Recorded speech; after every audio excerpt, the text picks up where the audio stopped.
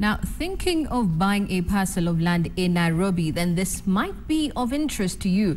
Land prices in Nairobi are on the rise. According to the latest Has Property Index, land prices in the capital city have grown by more than 535% since 2007, with values expected to continue rising. Land in the capital has continued to outperform all other asset classes as a return on investment. This then begs the question, how high can prices rise? Here's more on that. Land has long been the investment vehicle of choice for most Kenyans. For those with deep pockets, Nairobi clearly is a place to bet big on, with land prices shooting through the roof. If you had to buy an acre in Kilimani, to build a house, it cost you 370 million, which is just not affordable for most people, for 99.99% of people in the market. Nairobi's land has reached the point where only the highest value buildings can still be built. This therefore means that the quantum rise of the last 7 years is not the pointer to the same rise again in the next 7 years. According to the latest land index, the cheapest place to buy land in the urban areas in Nairobi is Karen, but even that will set you back a couple of million shillings. On average, land is retailing at about 44.9 million shillings. That is in the prime areas in the leafy suburbs. Residential areas that have low density, for example, Runda, Kitusuru, Karen, you'll still see people buying land to build their homes there.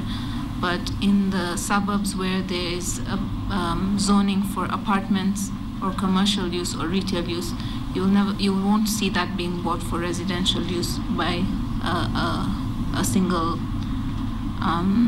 name buyer.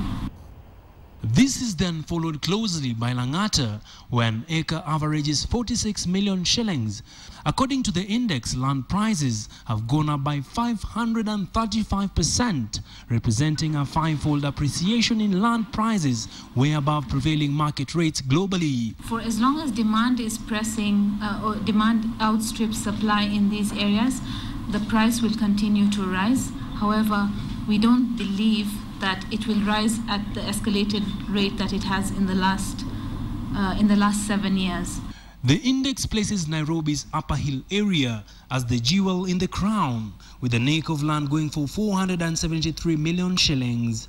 Other highly priced areas include Westlands, where an acre is retailing at 361 million shillings, closely followed by Kileleshwa at 252 million shillings, with Lavington closing the park at 202 million shillings for an acre.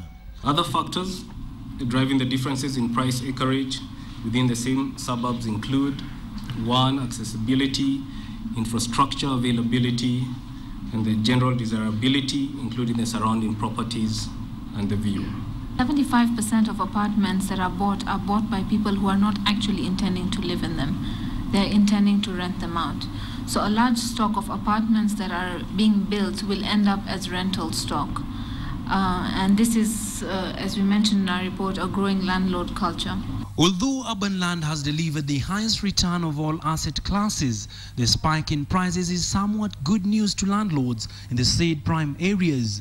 The trends, according to real estate analysts, indicate that the prices will keep on the high and more home buyers are likely to go for apartments as they move their way up in the property ladder.